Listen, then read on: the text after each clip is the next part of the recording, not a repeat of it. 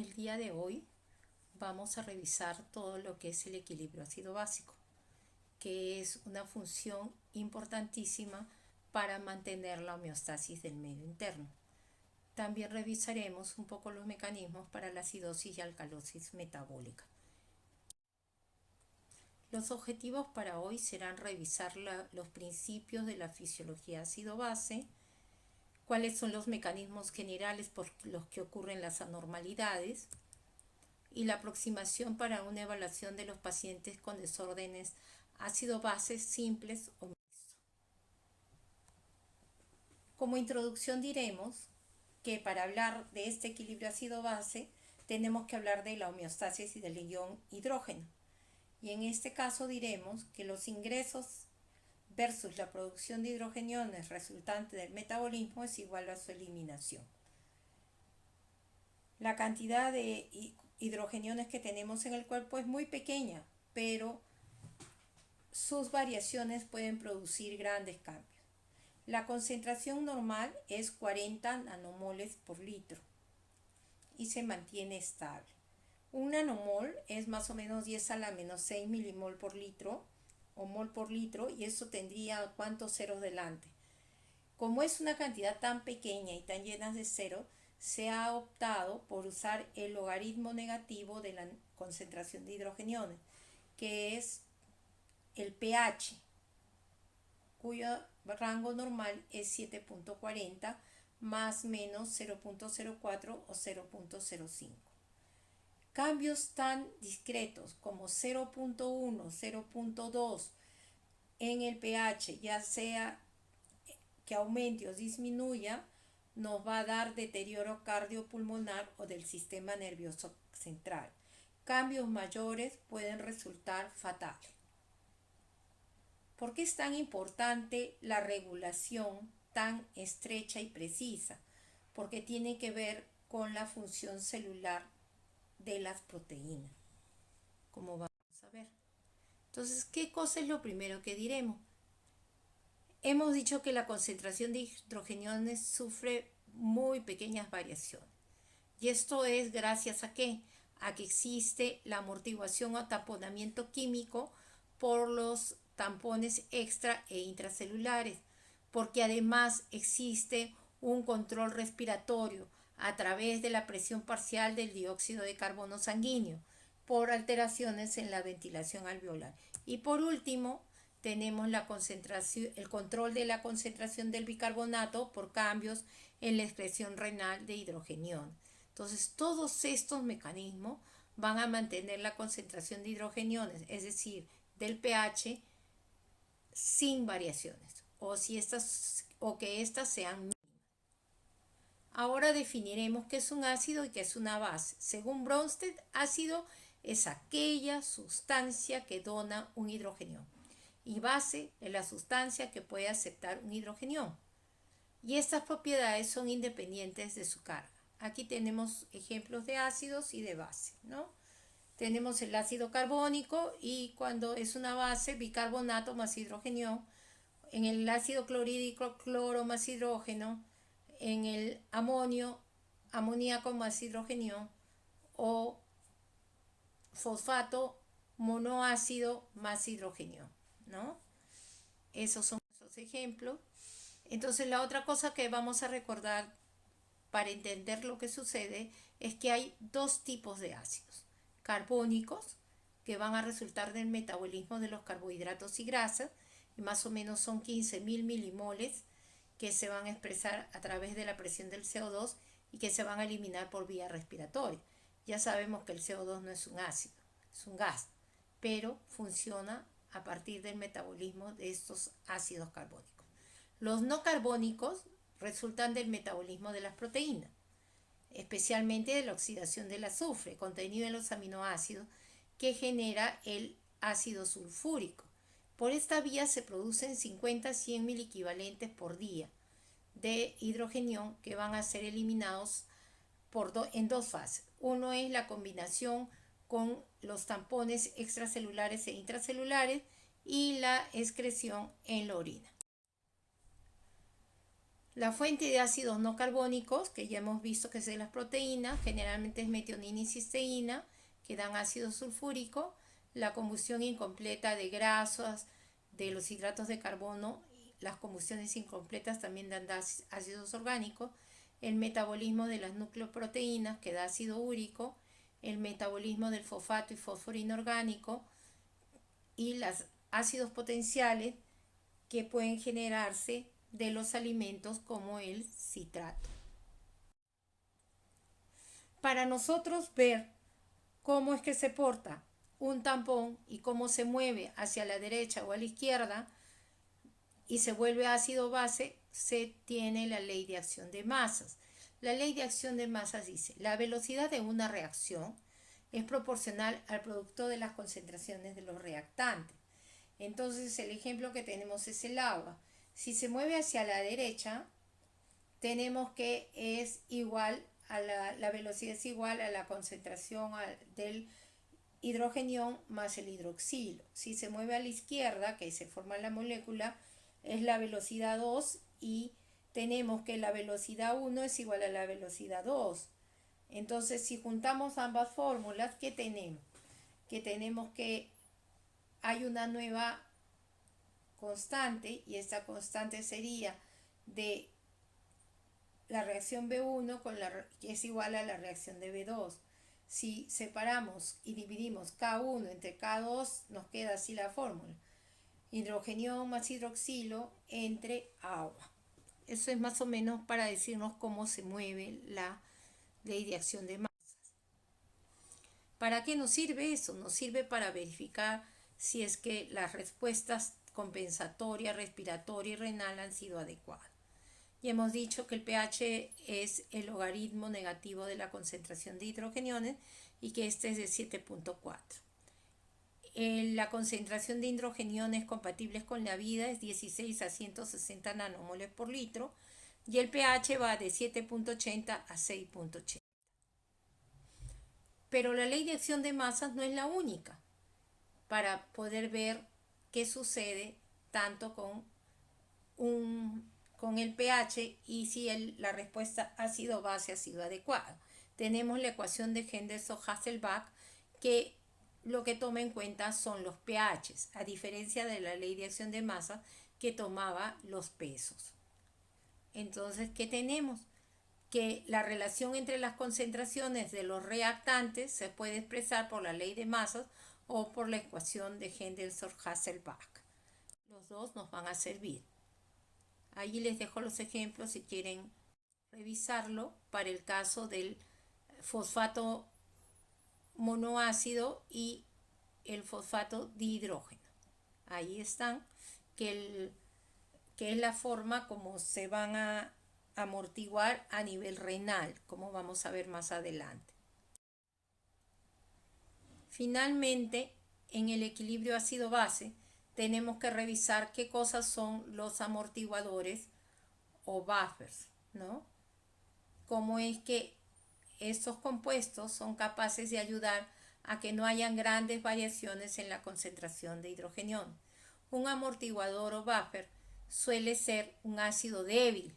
¿Por qué? Porque tiene que ser capaz de tomar o liberar hidrogenión para que los cambios en la concentración de hidrogeniones libres sean mínimos, ¿no? Uno de esos es el fosfato monoácido y que se vuelve fosfato dihidrógeno, ¿no? Los ácidos fuertes son pésimos tampones porque ya están completamente ionizados y no pueden unirse a nuevos iones de hidrogenión y soltarlos si es que se necesitara para una alcalosis. Entonces ya sabemos, un amortiguador, tampón o buffer es un ácido débil. Avanzamos. En el extracelular, el más grande tampón es el sistema bicarbonato dióxido de carbono, que si bien no es el más cercano al pH, su virtud es que está en gran cantidad. Y ya sabemos que el ácido carbónico puede disociarse un ion hidrogenión y un ion bicarbonato, ¿no? Si bien, como hemos dicho, su constante de disociación es bien baja, bien lejos del pH, luego sí se puede usar porque está en gran cantidad, tiene la capacidad de volverse gas en forma de CO2 y luego es capaz de solubilizarse y formar nuevamente junto con el agua ácido carbónico, otra vez sufrir su reacción y volverse un hidrogenión y un bicarbonato para poder tamponar. Entonces ya sabemos, tiene una fase gaseosa, una fase acuosa y tenemos que la concentración o la presión de este gas, cuando es gas el CO2, es de 40 milímetros de mercurio. Cuando se solubiliza, hay que tomar en cuenta que tiene que estar a una temperatura de 37 grados y la cantidad de CO2 disuelto en el plasma es igual a 0.03 por la presión del CO2, o sea 0.03 por 40, porque el 0.03 es la constante de disociación de los gases, la constante de solubilidad. Entonces ya sabemos que el CO2 puede hidratarse, como hemos visto, ¿no? Y después que se hidrata, se vuelve ácido carbónico. Ya sabemos que el CO2 per se no es un ácido, pero al aumentar el CO2, la concentración del CO2 disuelto también aumenta. Se hidrata y se genera el ácido carbónico. Especialmente se vuelve importante en los glóbulos rojos y en las células epiteliales del túbulo renal, donde esta reacción de hidratación y deshidratación se va a realizar por acción de la anhidrasa carbónica. Y aquí tenemos más o menos cuál es la ecuación de la ley de acción de masas para el buffer bicarbonato ácido carbónico y también la ecuación de Henderson-Hasselbalch. Y esta ecuación, además de definir los determinantes de la regulación del pH normal y del equilibrio ácido básico en el líquido extracelular, nos va a dar información sobre el control fisiológico de la composición de los ácidos y bases del líquido extracelular, así como si la respuesta respiratoria renal ha sido adecuada al pH que se tiene. Ahí lo tenemos. El pH es igual a 6.1 más el logaritmo de riñón entre el pulmón. El pH normal, ya hemos dicho que es 7.4 y puede ser más o menos 7.35, 7.45. La concentración de hidrogeniones es 40, 35 a 45. La presión del CO2 igual, esa es la cifra mágica promedio. La presión del CO2 40 milímetros de mercurio, puede ir entre 37 y 45. Y la concentración de bicarbonato es 24 más menos 2.000 equivalentes por litro. Entonces acá también está el ejemplo en el cuadro de cuando es la concentración de hidrogeniones y el pH en la sangre arterial, venosa, el líquido intersticial y el intracelular, la orina y el ácido clorhídrico del estómago, ¿no? ¿Y qué vemos?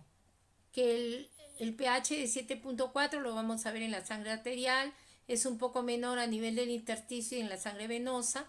A nivel del intracelular puede ir de 6 a 7.4. La orina tiene la capacidad de ponerse muy ácida para eliminar cargas ácidas y puede ir de 4.5 o ponerse alcalina cuando hay alcalosis metabólica, ¿no?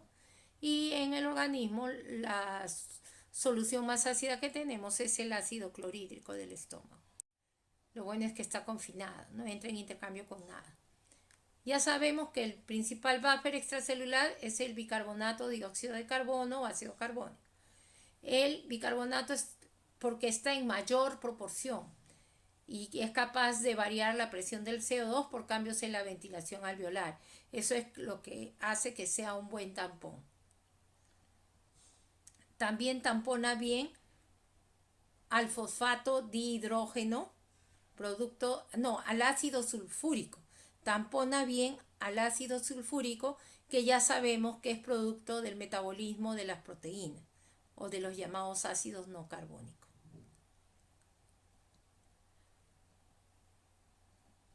Y vemos que cuando están haciendo eso junto con el sodio, no es tan efectivo como el ácido carbónico.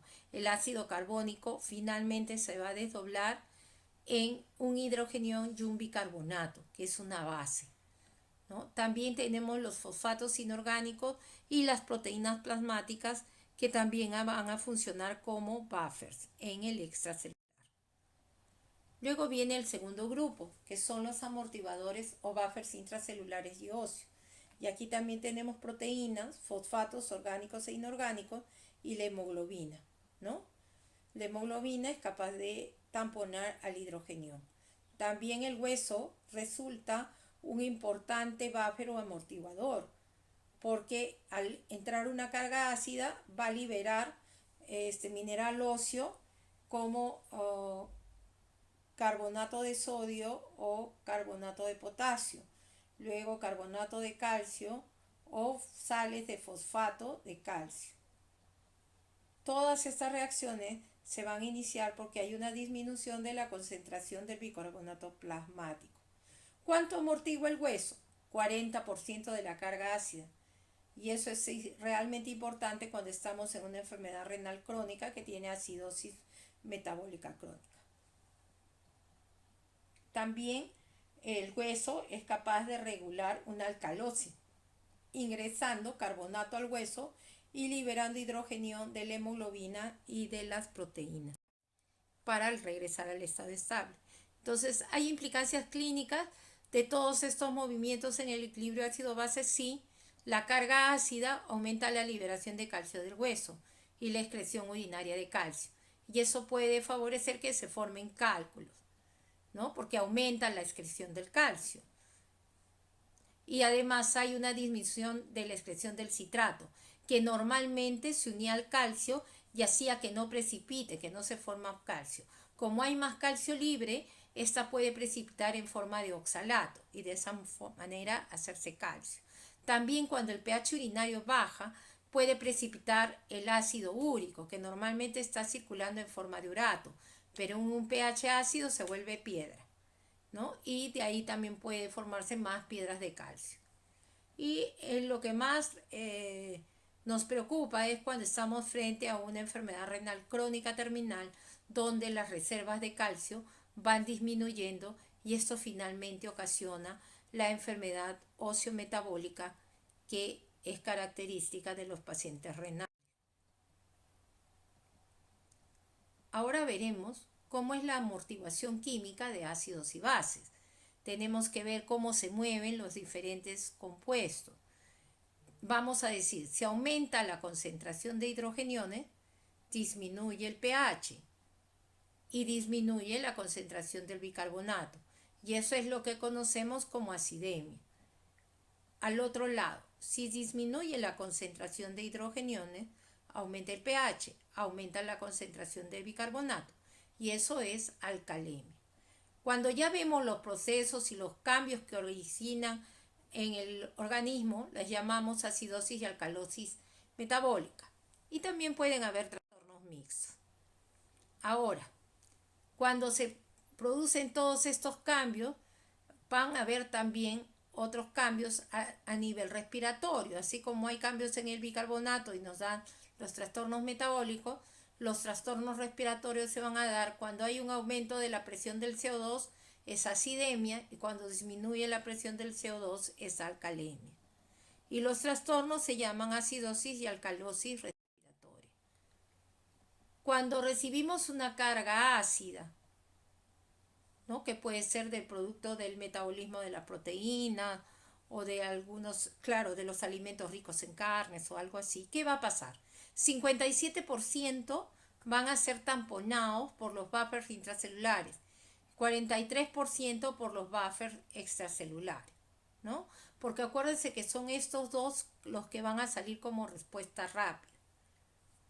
Eso es cuando hay carga ácida con disminución de la concentración de bicarbonato.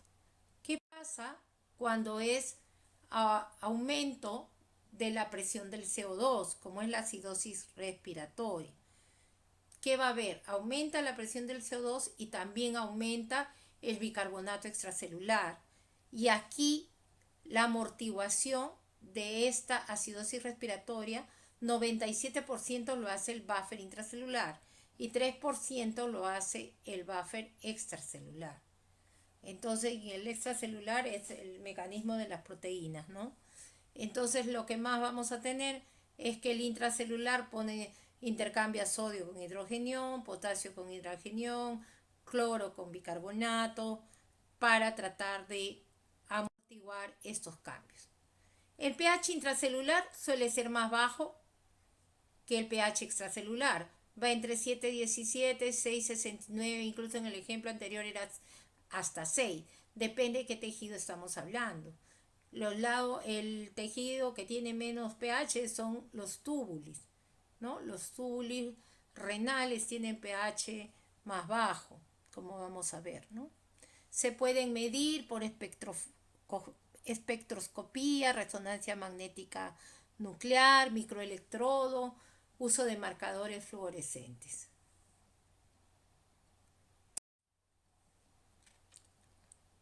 ¿Cómo se regula el pH intracelular? Tiene que ver la tasa de actividad metabólica. ¿Qué procesos se están dando? ¿No? ¿Cuánto comimos de carbohidratos, de grasas? ¿Qué actividad estamos realizando? Si están bien perfundidos los tejidos, si el consumo de oxígeno está adecuado, cuánto es el pH extracelular, cuál es la capacidad de amortiguación de las células ante cambios tanto de acidemia como alcalemia, y cuál es el cambio que va a ocurrir si existen cambios constantes en el pH. Ya sabemos que lo que va a sufrir más es la función proteica, que está asociado a todo, ¿no? A la vida. Esto es un poco repetir lo que ya vimos, que cuando hay una carga ácida, lo primero que salen son los buffers extra e intracelulares. Luego la segunda respuesta es cambios en la ventilación alveolar para el control de la presión del CO2. Y por último, vienen la alteración en la excreción renal de hidrogeniones para regular la concentración de bicarbonato plasmático. Y ahí están más o menos los ejemplos de cómo son las cantidades del pH, sea en arteria o vena, la concentración de hidrogeniones, la presión del CO2 y la concentración plasmática de bicarbonato, ¿no? Eso es para conocer. Más importante para nosotros es pH, presión de CO2 y concentración de bicarbonato. Muy bien, este es un gráfico que nos muestra cómo y en el tiempo cómo salen las respuestas ante la carga ácida. Ya sabemos, lo primero que responde son los buffers extracelulares, luego los buffers intracelulares. Miren, el primero, la respuesta se va agotando como a las 4 horas, luego el otro va a responder más o menos a las 2 horas, pero dura 10 horas el buffer intracelular. Luego viene la respuesta respiratoria, que más o menos empieza en 1 a 2 horas de iniciar la carga ácida y se va a agotar a las 24 horas. Pasadas 6 horas a 10 horas, empieza la liberación de el aumento de la excreción renal de hidrogeniones, que va a ser la más prolongada y se va a sostener hasta una semana, algunos dicen hasta 10 días. Finalmente es el que regula finamente una carga ácida crónica. ¿Y qué tenemos aquí? Aquí tenemos cómo es la compensación en acidosis metabólica, ¿no? Cae la concentración de bicarbonato, también disminuye la presión del CO2 y a nivel renal aumenta la eliminación de hidrogeniones. ¿Y esto es para qué? Para nuevamente retornar el pH al estado estable. ¿Cómo es la compensación respiratoria? En acidosis metabólica hay quimiorreceptores de la respiración que son periféricos y esta respuesta que va a ocasionar es aumento de la ventilación alveolar, más o menos 5 litros por minuto. Y hemos visto que empieza a las 1 a 2 horas y llega máximo a 24 horas. Cuando la acidemia es muy grave, esta ventilación alveolar puede llegar hasta 30 litros por minuto. Y ahí es donde se evidencia la respiración de Kussmaul, que parece que el paciente estuviera en insuficiencia respiratoria y lo que tiene es acidosis metabólica severa. ¿Qué pasa cuando la persona tiene alcalosis metabólica? Hay un aumento de la concentración de bicarbonato y lo que tenemos es un aumento del pH y esto va a ser sensado por los quimiorreceptores centrales. ¿Qué va a pasar ahí? Va a disminuir la ventilación alveolar para que aumente la presión del CO2, es decir, la concentración de hidrogeniones, y de esa manera disminuye el pH y retornemos al estado estable. Y esto es un poquito más de lo mismo y tenemos cambios del pH en los líquidos corporales según sea hacia arriba o hacia abajo en el pH, ya sea menos o más, y tenemos cómo es la ventilación alveolar. Cuando el pH es menor, la ventilación alveolar es mayor y al revés, ¿no? Cuando el pH es mayor, vamos a tener menos ventilación alveolar. Entonces tenemos que aquí en el siguiente gráfico, en el de la derecha, dice la ventilación alveolar normal es 1, como vemos en la figura. Cuanto más acidemia hay, o sea, cuando cae el pH, miren lo que pasa con la ventilación alveolar, aumenta. Puede llegar, si el pH es 7, hasta 4 litros por minuto. En cambio, cuando el pH va haciéndose alcalémico, 7.5, 7.6, cae por debajo de 1, porque trata de retener CO2 para compensar el pH. ¿Qué hay de la excreción renal de hidrogeniones? El riñón elimina esos 50 a 100 mil equivalentes de ácidos no carbónicos que se generan por día por el metabolismo de las proteínas. ¿Cómo lo hace? Secretando hidrogenión en el túbulo proximal y en el asa ascendente gruesa de Henle. Y también en el túbulo colector con consumo de energía a través de la bomba hidrogenión ATPasa. ¿Cómo lo elimina al hidrogenión? Nunca en forma libre, siempre va a estar unido a alguien, va a estar tamponado, amortiguado antes de ser eliminado. Más o menos se tampona en la luz tubular y se hace a través del sistema del fosfato monoácido y fosfato dihidrógeno, la creatinina, por el amoníaco que se vuelve amonio, para, una vez tamponado, ser eliminado en la orina. La otra cosa que tenemos que recordar es que todo bicarbonato filtrado, o sea que pase en el ultrafiltrado, debe ser reabsorbido antes que la carga diaria de ácido pueda excretarse. Si se eliminara antes, se añade un ácido a la sangre, entonces eso no sería conveniente. El pH extracelular es el regulador primario de la excreción neta de ácidos. Y eso es importante, ¿por qué?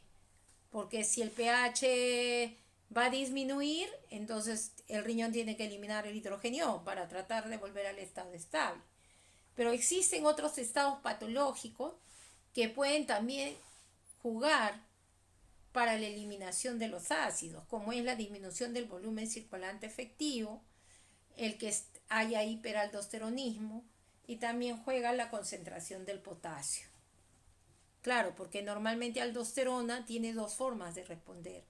Una es en las células principales, donde hace la reabsorción del sodio y la secreción del potasio, y otras en las células intercalares, donde hace reabsorción de sodio y secreción de hidrogenión. Ya sabemos que la mayoría del bicarbonato se va a reabsorber. Se filtran al día 180 litros y se reabsorbe el 99%, ¿no? La eliminación es solo 50 a 100 mil equivalentes del ácido producido en el día. La otra cosa que tenemos que recordar es que por cada hidrogenión que se secreta en el túbuli hay iones hidroxilo equimolares. ¿Por qué? Porque resultó de desdoblar el agua. Entonces se vuelve hidrogenión y un hidroxilo OH. Estos hidroxilos se van a unir a la anhidrasa carbónica y van a volver con el CO2 a formar ácido carbónico. este ácido carbónico a nivel de la célula va a liberar otra vez un hidrogenión que va a volver para ser eliminado en la luz tubular, y los bicarbonatos serán llevados hacia la membrana vasolateral para ser reabsorbidos al capilar peritubular. El hidrogenión secretado como fosfato monoácido y el amonio, se añade un nuevo bicarbonato al capilar peritubular. O sea, cada vez que eliminamos un hidrogenión se genera un bicarbonato. Y esta es la figura de más o menos cómo es su reabsorción a nivel de todo el tubuli: 85% en el proximal, 10% en la rama ascendente gruesa de Henle y en el colector 4.9%. ¿Qué es lo que pasa con esta eliminación de lo que es del hidrogenión y reabsorción de bicarbonato en el tubuli proximal? ¿Qué es lo que vemos? Tenemos un antiporta o un antitransportador, hidrogenión sodio. Ingresa a la célula tubular un sodio y sale un potasio.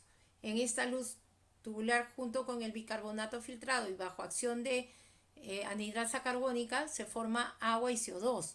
El CO2 es un gas, va a difundir libremente otra vez hacia las células tubulares y otra vez por anhidrasa carbónica dentro de la célula va a unirse con el agua, va a formar ácido carbónico, se va a desdoblar y van a generarse un bicarbonato que va a salir a través de este antitransportador y hacia la luz tubular, y se van a reabsorber los bicarbonatos hacia el intersticio y el capilar peritubular. Y esto es gracias a la energía y electronegatividad generada por la bomba de sodio-potasio ATPasa, y va a pasar en un cotransportador de sodio y bicarbonato hacia el capilar peritubular. Ya sabemos que la excreción neta de ácidos va a ser igual a la acidez titulable, lo que se puede hacer como fosfato de hidrógeno más el amonio menos el bicarbonato urinario, ¿no?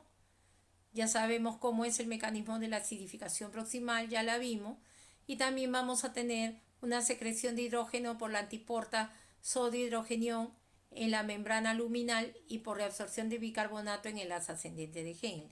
Y hemos visto cómo es que la bomba de sodio-potasio ATPasa le va a dar la energía, y sabemos que por cada hidrogenión que sale bajo la forma de acidez titulable o no titulable va a generar un bicarbonato que finalmente va a pasar al capilar peritubular.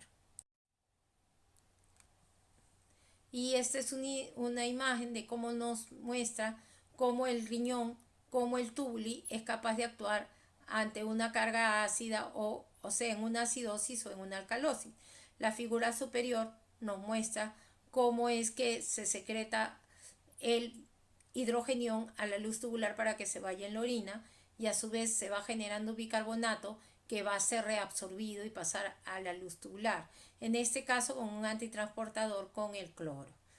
Pero por otro lado, cuando hay alcalosis metabólica, ¿eso qué quiere decir? Que tengo mucha concentración de bicarbonato en el plasma. Lo que va a buscar la célula tubular es eliminar el bicarbonato, como vemos en la segunda figura.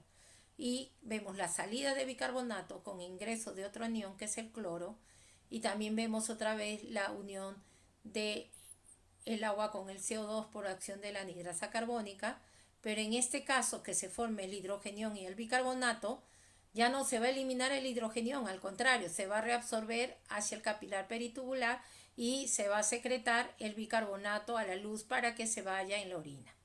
¿Vieron?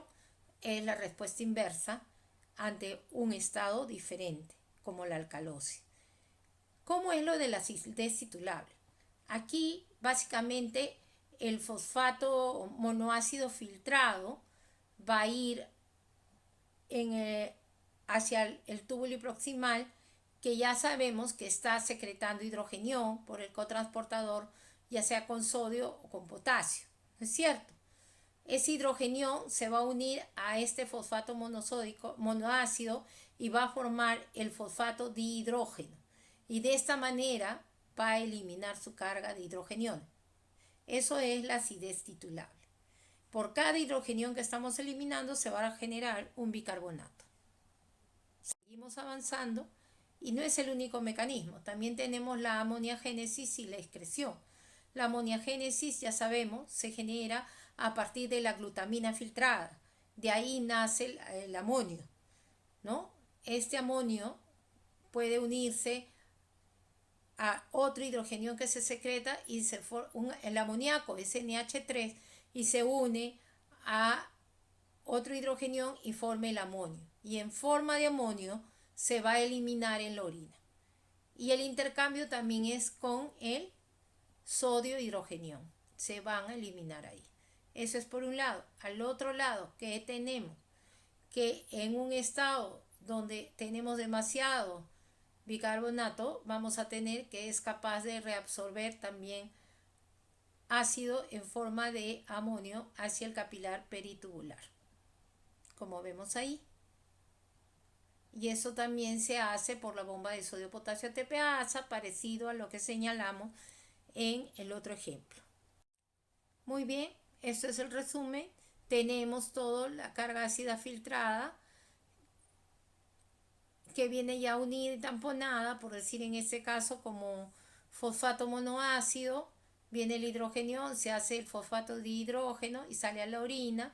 Por otro lado, tenemos producto de la glutamina y NH3 y con este hidrogenión de acá hace NH4 y sale en la orina. Y por el otro lado se está generando bicarbonato y por acción de la anhidrasa carbónica y este va a ser reabsorbido hacia el capilar peritubular. Ahora en excreción neta de ácidos vamos a volver a mencionar que a nivel distal en el túbulo y colector cortical y colector medular interno y externo va a ocurrir en las células intercalares de las que ya hablamos y aquí es con gasto de energía, hay una bomba hidrogenión ATPasa o hidrogenión potasio ATPasa que va a secretar hidrogenión y reabsorbe potasio.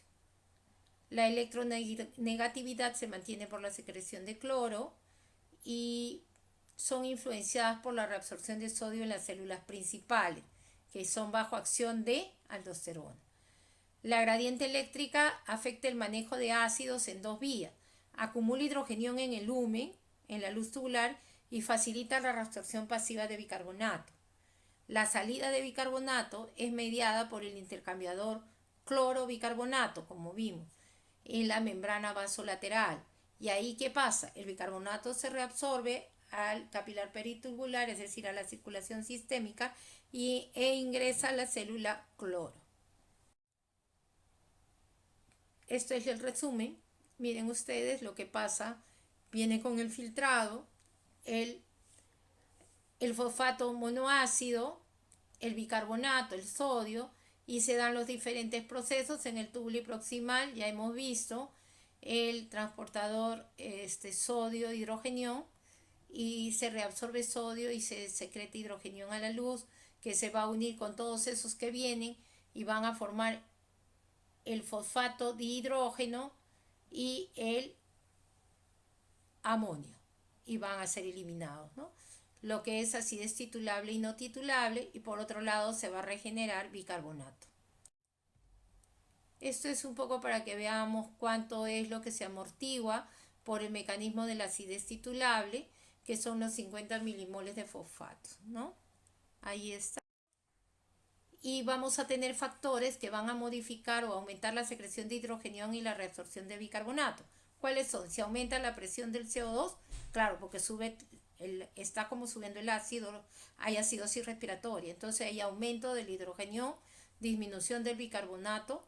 También cuando hay disminución del volumen de líquido extracelular, si aumenta la angiotensina 2, si aumenta la aldosterona o la hipopotasemia, aumentarán la secreción del hidrogenión y favorecerán la reabsorción de bicarbonato. Al otro lado, cuando se disminuye la secreción del hidrogenión y hay también disminución de la reabsorción de bicarbonato, cuando disminuye la presión del CO2, que hay alcalosis respiratoria, o cuando hay disminución de la concentración de hidrogenión con un aumento del bicarbonato que pasa en la alcalosis metabólica, cuando hay un aumento del volumen de líquido extracelular, cuando disminuye la angiotensina 2, la aldosterona, y cuando tenemos hiperpotasemia. Ahí va a disminuir la secreción de hidrogenión y va a aumentar la reabsorción del bicarbonato. Ahí no, disminuyen ambos, la secreción de hidrogenión y la reabsorción de bicarbonato. El pH urinario puede llegar a ser entre 4.5 a 5 y es que es capaz de ponerse lo más ácido posible a través de la acidez titulable y de la amoniagénesis, y esto va a depender del pH que haya en el plasma, y la orina se vuelve ácida para eliminar toda la carga ácida. Ya sabemos, el pH extracelular es el mayor regulador y lo hace porque hay un aumento del intercambio sodio-hidrogenión a nivel luminal, aumento de la actividad de la hidrogenión ATPasa a nivel distal, aumento de la actividad del cotransportador sodio 3-cloros en la membrana vasolateral, y porque es posible la amoniagénesis a través de la formación de amonio desde la glutamina. En acidosis metabólica, ya sabemos, está caracterizada por acidemia y disminución de la concentración de bicarbonato en el plasma. Entonces aquí va a haber la excreción neta de ácidos, va a ser mayor, va a estar aumentada, y la máxima respuesta, como les dije, llega a una semana, y se va a aumentar la excreción de amonio a nivel proximal y distal. En el caso de la acidez titulable, que es el fosfato de hidrógeno, va a estar limitada por la cantidad de fosfato en la orina, se satura y se incrementa por la inhibición de la reabsorción proximal del fosfato, porque entonces hay más en la luz tubular. Una excepción a esta regla ocurre en cetoacidosis diabética, ¿no? Ahí no se cumple. Alcalosis metabólica, ¿cómo es? Hay alcalemia, eso es decir, aumento de la concentración del bicarbonato plasmático. La respuesta normal es aumentar, eliminar la excreción renal de bicarbonato en la orina, porque disminuye la reabsorción y la secreción en el túbulo colector cortical y las acciones de las bombas hidrogenión ATPase en la membrana vasolateral y luminal. El mantenimiento de la alcalosis requiere un defecto en la excreción de bicarbonato. ¿Y esto cuándo puede pasar? Cuando hay disminución del volumen circulante efectivo o del cloruro. Esta es la imagen de la acidosis metabólica, que hemos dicho que cae el pH, cae la concentración del bicarbonato, eso es lo que es acidosis metabólica, y la respuesta compensatoria respiratoria es que también disminuye la presión del CO2 por aumento de la ventilación alveolar. Hay varias causas, tenemos por pérdida de bicarbonato, diarrea, vómito de contenido intestinal, y por adición de otros ácidos de hidrogeniones tenemos la cetoacidosis diabética y también tenemos la acidosis láctica, ¿no? Eso es lo que pasa. A nivel renal, ya sabemos, aumenta la excreción renal de hidrogenión a través del amonio y de la acidez titulable y la generación de bicarbonato que va al capilar peritubular, es decir, a la circulación general. Cuando vemos la alcalosis metabólica es al revés. Hay aumento del pH, aumento de la concentración de bicarbonato y de la presión del CO2 en forma compensatoria. Esa es la compensación respiratoria. ¿Cuándo pasa esto? Cuando hay ingestión de fármacos alcalinos, cuando tenemos vómitos de contenido gástrico con gran pérdida de ácido clorhídrico, estenosis hipertrófica del píloro, cáncer gástrico. ¿Y qué tenemos acá? O tenemos acción de aldosterona o angiotensina 2 que retienen el bicarbonato, ¿no? ¿Y esto cuándo se presenta? Cuando hay disminución de la presión arterial y del volumen circulante efectivo, y cuando estamos usando diuréticos de asa como la furosemida o la bumetamida, ¿no? En eso se genera alcalosis metabólica y esas son las respuestas. Muy bien, esto es lo que hemos hablado de cómo debe ser el manejo y las compensaciones para interpretar los gases arteriales. En acidosis metabólica, por cada miliequivalente de bicarbonato que disminuye, va a disminuir el PCO2 en 1.2 milímetros de mercurio. En alcalosis metabólica, Por cada bicarbonato que aumenta, la presión del CO2 aumentará 0,7 milímetros de mercurio.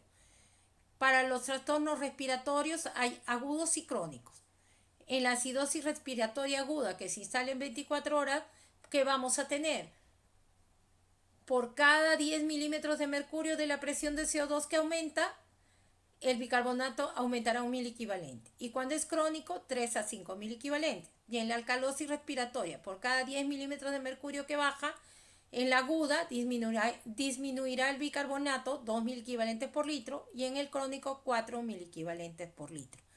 Tomen en cuenta esta tablita porque les va a servir para la interpretación de los gases arteriales. Hemos visto fisiología ácido-base. Hasta la próxima.